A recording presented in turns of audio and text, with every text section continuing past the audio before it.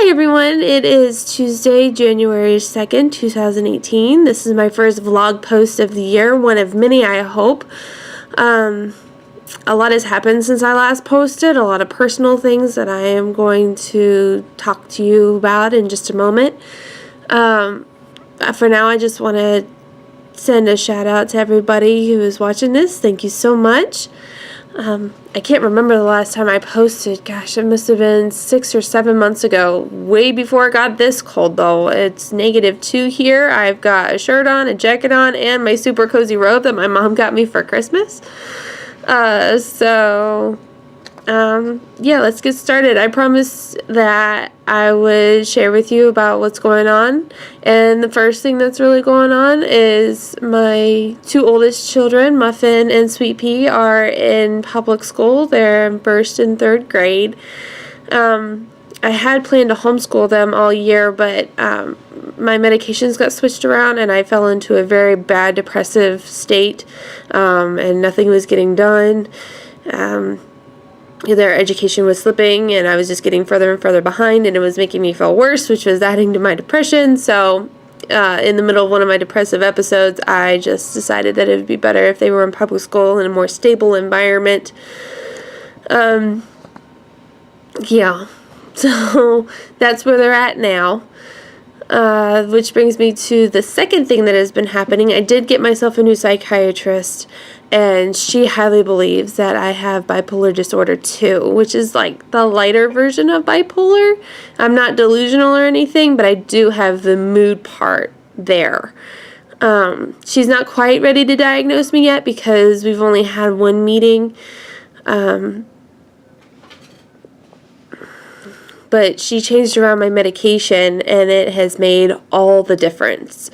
I'm actually having good days and being productive on those days rather than sitting on the couch and just watching my children. I'm engaging with them and enjoying their company, and I tell you, getting the right doctor and the right medication makes all the difference when managing a mood disorder. I'm currently diagnosed with clinical depression, but with the way that my mood and my outlook on life has changed, I'm really inclined to believe that I have bipolar. This isn't something I'm ashamed of. I'm embracing it and realizing that it's just something that is part of me. And I'm hoping to advocate for people who have bipolar disorder, just so that way more people know what it's like, and that it's not as scary as it sounds.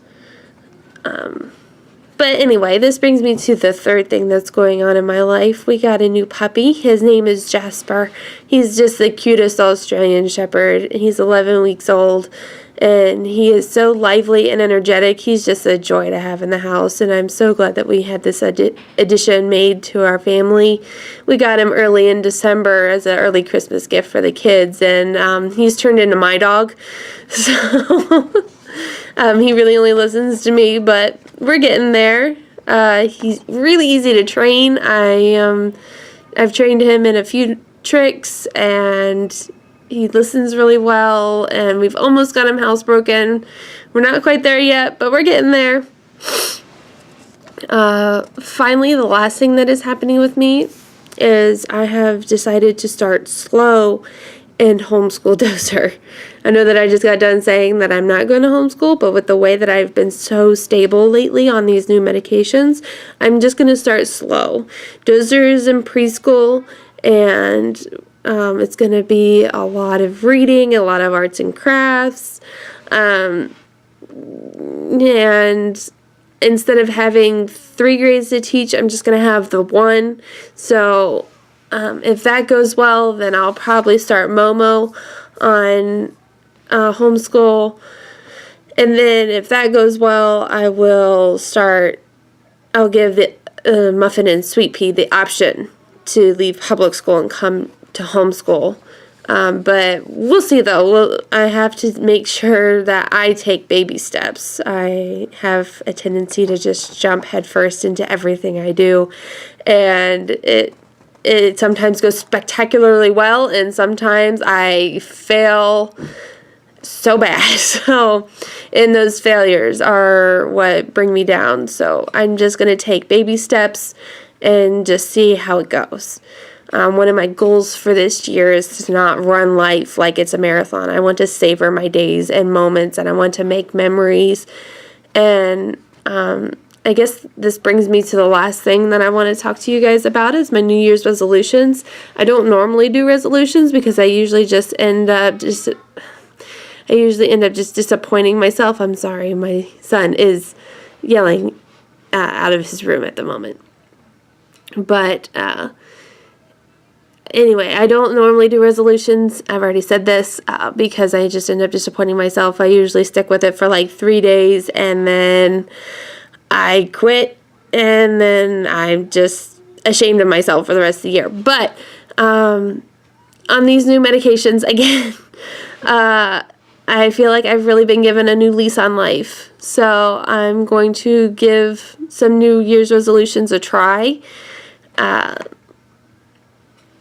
Like always, I'm a go big or go home girl. So I've decided to make 6 resolutions because I'm insane like that.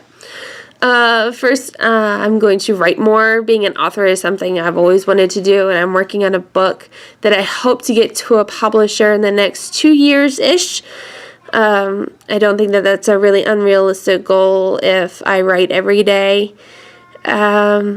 Next, I'm going to do more with my essential oils, and this leads me into my next resolution to become healthier. I want to make products that will keep me and my family healthy. And again, this leads me into my next resolution to work on me. I'm going to work on making time for me and not feeling guilty about it. I'm going to work on my mental and physical health. And lastly, one that I hope that you're excited about is I'm going to work on my vlog and my blog more. I will probably be making a new blog called Confessions of a Bipolar Homeschool Mom, saying that domain isn't already taken. Lastly, I want to give out a couple of shout outs to the people who have always been there through me through all these transitions, the ups and downs and in-betweens and all just the downright craziness. First is my husband, John, who has always been there for me, supports me in all of my crazy ideas and endeavors. He is a fantastic father to our children and never thinks less of me because of my disorders. He is a sturdy rock that I can always count on to hold me up. Next is Erin, man, girl. Let me tell you, you are amazing. You have been such an awesome light in my life. Thank you for sharing your life with me and giving me a safe place to express myself. Next, Bill and Sue Walski. Thank you for supporting me. And John, you have always been there for us, and I can't thank you enough for the unconditional love.